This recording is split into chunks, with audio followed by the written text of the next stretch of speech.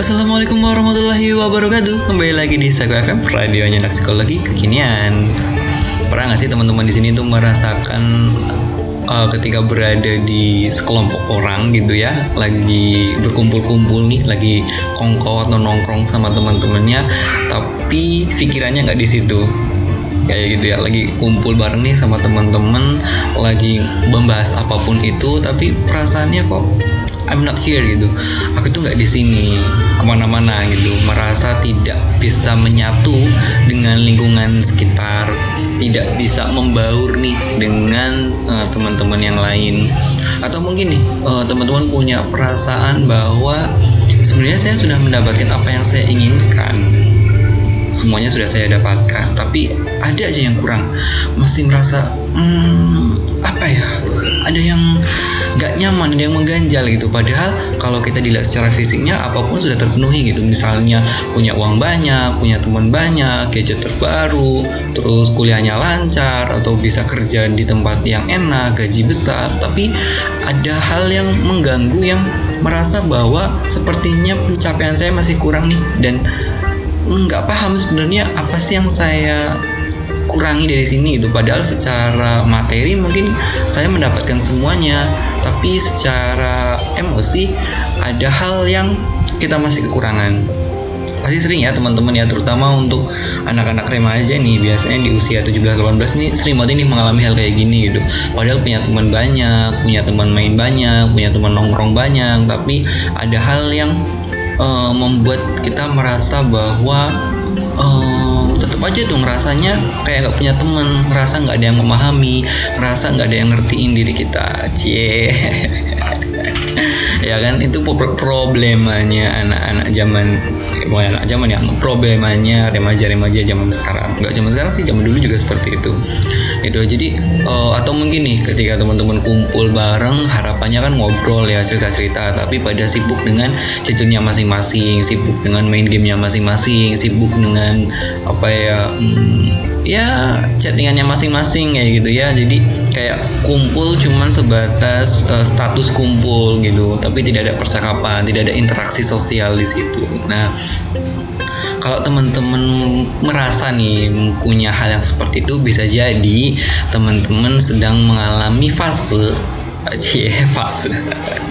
sedang mengalami sebuah kondisi nih atau perasaan yang disebut dengan loneliness atau kesepian. Aduh, kayaknya aku kesepian juga nih. Gitu ya. Jadi banyak orang yang sebenarnya mengalami kesepian tapi tidak paham nih bahwa hatinya atau dirinya mengalami kesepian, karena biasanya kesepian itu identik dengan yang namanya kesendirian kayak gitu. Jadi kalau orang awam akan mengartikan bahwa kesepian ini ya sebuah sama dengan kesendirian, padahal itu adalah dua hal yang sangat-sangat berbeda. Mungkin secara arti itu sama ya, sama-sama merasa sendiri gitu. Tetapi kalau kita pahami sebenarnya ada banyak perbedaan di sini. Orang yang sendirian atau mengalami kesendirian, bukan mengalami sih, memutuskan untuk menyendiri, bukan berarti orang tersebut kesepian. Tetapi orang yang kesepian pasti akan mengalami perasaan sendiri atau cenderung menyendiri kayak gitu ya. Jadi sendiri dan kesepian itu berbeda, walaupun secara konteks mungkin ada yang sama, yaitu sama-sama sendiri gitu. Jadi kalau sendiri itu lebih ke arah fisik kayak gitu. Misalnya kita pengen menyendiri nih, nggak pengen diganggu sama orang lain, kan kita mengasingkan diri kan, menjauhkan diri dari orang lain, menjauhkan diri dari teman-teman yang lain. Kita pengen me time nih, ya sendiri aja gitu, dengan kesibukan sendiri, itu sendiri gitu. Tapi kalau kesepian, ya kita merasa sendiri, tapi perasaan kita yang merasa sendiri, bukan fisik kita. Jadi fisik kita ini lagi kumpul-kumpul tadi, nongkrong sama temen, kumpul bareng, lagi main game bareng misalnya, tapi merasa tidak di situ, merasa tidak bisa menyatu dengan lingkungan sekitar, merasa tidak bisa berbaur atau tidak bisa berkomunikasi nih dengan anggota kelompok yang lain, merasa bahwa orang-orang lain itu tidak memahami keadaan saya saat ini, tidak memahami apa yang saya butuhkan atau apa yang saya rasakan. Nah, seperti itu. Kenapa sih kita bisa mengalami banyak kesepian, terutama anak-anak remaja ya. Anak-anak remaja usia 17-18 itu rentan sekali nih mengalami perasaan kesepian ini.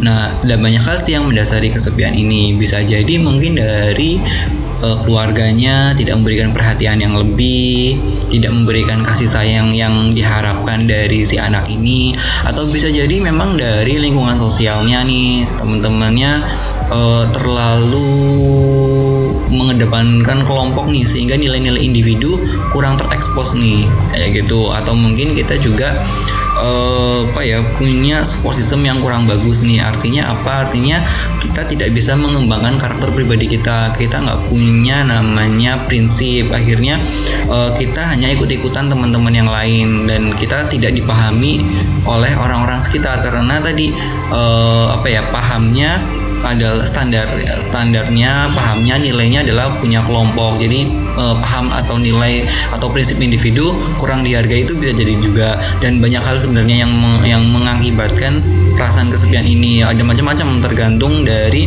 orangnya tersebut, individu tersebut, tergantung dari nanti situasi dan kondisinya seperti apa. Nah, mungkin di part selanjutnya kita akan bahas secara mendalam mengenai aspek loneliness ini, terus bagaimana sih kita bisa mengatasi ini, dan kita berusaha untuk menemukan sebenarnya penyebabnya apa saja sih yang membuat kita merasakan kesepian ini, dan kenapa kesepian ini cenderung sering dialami oleh remaja-remaja di usia belasan tahun. Padahal orang tua juga bisa mengalami kesepian sih.